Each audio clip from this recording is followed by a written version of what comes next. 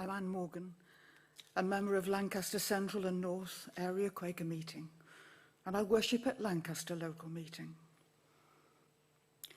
My interest in the involvement of Lancaster Quakers in slave economies in the 18th century was roused when in 2019, the BBC asked if our archivist or I would participate in a programme about Sunderland Point, built by a Quaker, and where the grave of an enslaved person is to be found.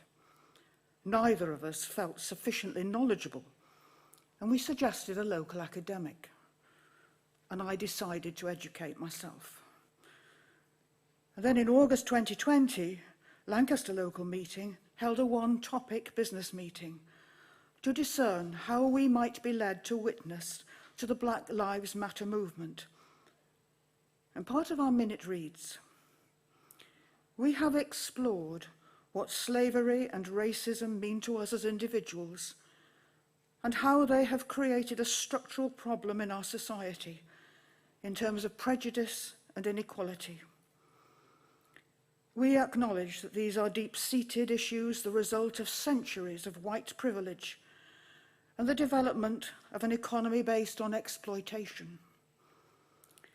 We recognise that throughout these centuries, some Quakers have been open to changing their attitudes and behaviours, leading to supporting change nationally and internationally, whilst others have found it hard to do so. We will develop as clear a picture as is possible of the past of Lancaster Quakers in relation to these matters, and we will use this information to acknowledge our past. Slavery was not new to the 18th century. The Papal Bull of 1493 established a spiritual, political, and legal justification for colonisation and seizure of land not inhabited by Christians, and the perpetual enslavement of non-Christians. It was intended to resolve issues between Spain and Portugal, but it provided a background for attitudes across Europe and Britain. Elizabeth I sponsored a slaving voyage by John Hawkins. The Royal Africa Company, first set up in 1666, led by the Duke of York. It partnered with the South Sea Company, set up in 1711, to transport 34,000 slaves annually to the Spanish colonies. Robert Lawson, the elder, son of the first Lancaster Quaker, invested in the South Sea Company. And when George Fox visited Barbados in 1676, he didn't speak out against the enslavement of people. He was chiefly concerned that slaves should be offered spiritual equality before God. Stuart Masters, in the 2020 Salter Lecture, spoke of Fox finding a covenant to justify slavery in the idea that a slave could be part of a family, worship with them, be well treated, and freed after a certain time.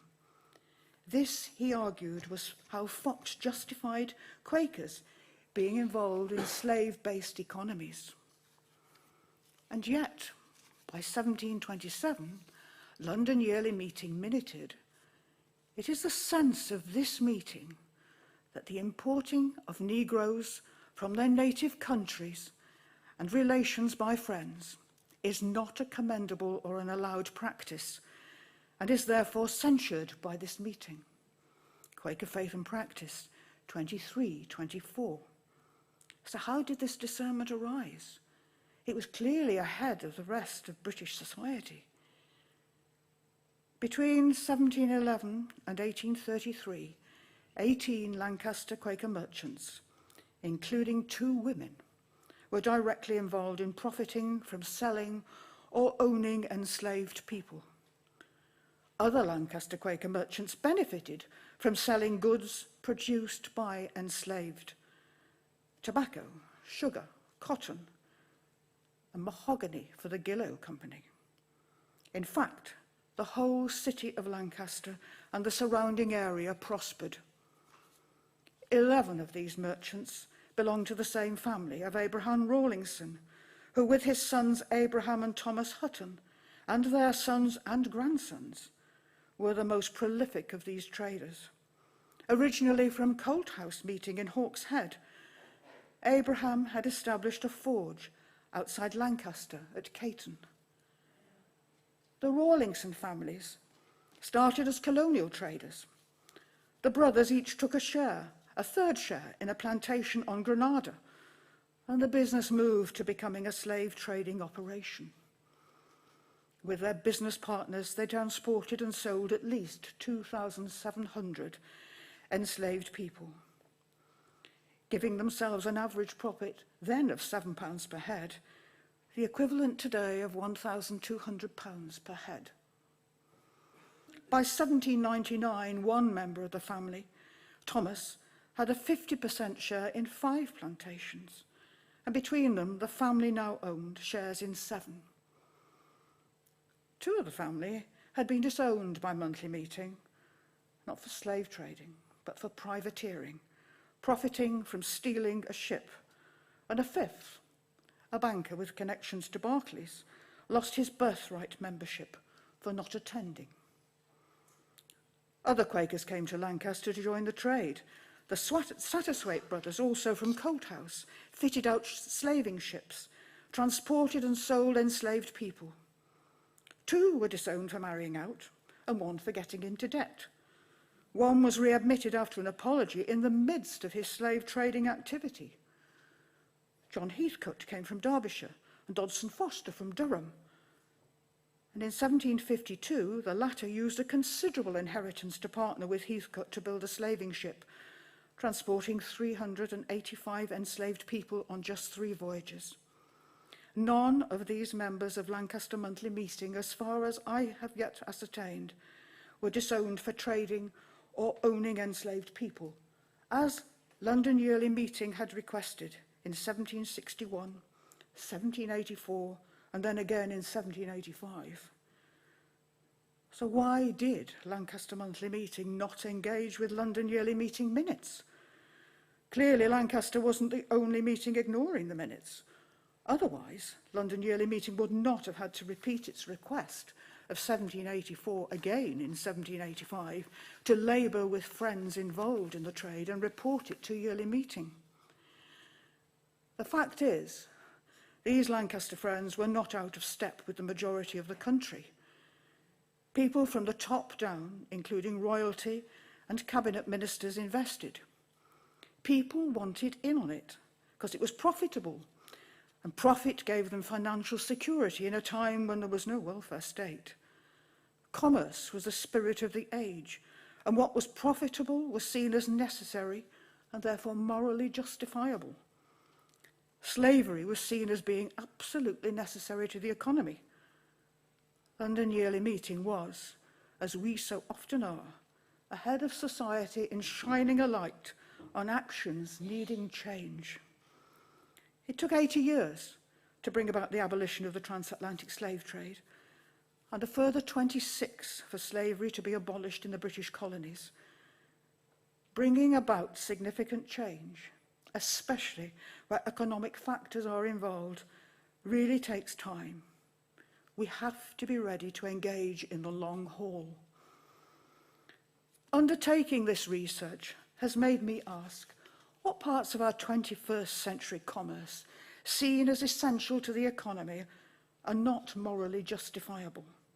What do we see as absolute necessities to lifestyles today, which are produced in conditions that we as Quakers find abominable? We all use mobile phones, laptops, iPads, Kindles, each requiring rare metals, mined in and causing appalling working and environmental conditions in Africa and implicated in forced labour in China. I recently heard someone say they had investments in a company involved in mining these rare metals and go on to justify it by saying it gave a jolly good return.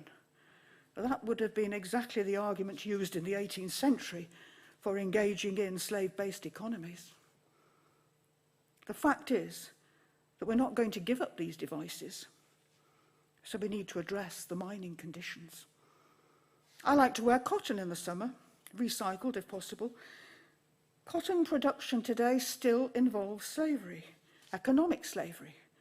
children picking cotton in the fields of Uzbekistan, garment workers in Bangladesh and India working off debt or earning wages on which they cannot live, sweatshops in Leicester where workers were not paid the government's living wage, let alone a real living wage. It's an industry that pollutes the water courses, that uses dyes and requires 715 gallons of water to produce the cotton to make just one t-shirt. Garment selling companies do not publish their supply chains. They have ethical policies, but can be unwilling to explain how they're monitored when asked. So as Quakers, we identify what we see as morally unjustifiable in society and what we can do about it. So what leadings are we going to take away from Yearly Meeting 2022? How will we engage our area meetings and local meetings and the changes discerned here at Yearly Meeting that we wish to bring about? How will we spark the interest and energy of friends to witness about these concerns and above all to keep going?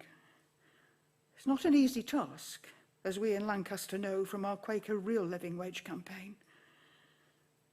For Lancaster local meeting, this research into our history provides us with an opportunity to hold our hands up, an opportunity to be truthful about our history, to grow and acknowledge what occurred. Discerning how to grow is a process we are only just embarking on.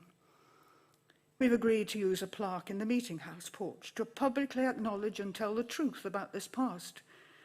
We have yet to agree the wording. A small temporary group is taking this forward, along with other ideas, and we have sent a minute to our area meeting, asking them to discern a response to the research. We must face this past, look at its legacy, and the legacy it's left, but above all we must ask, what does love and justice require of us?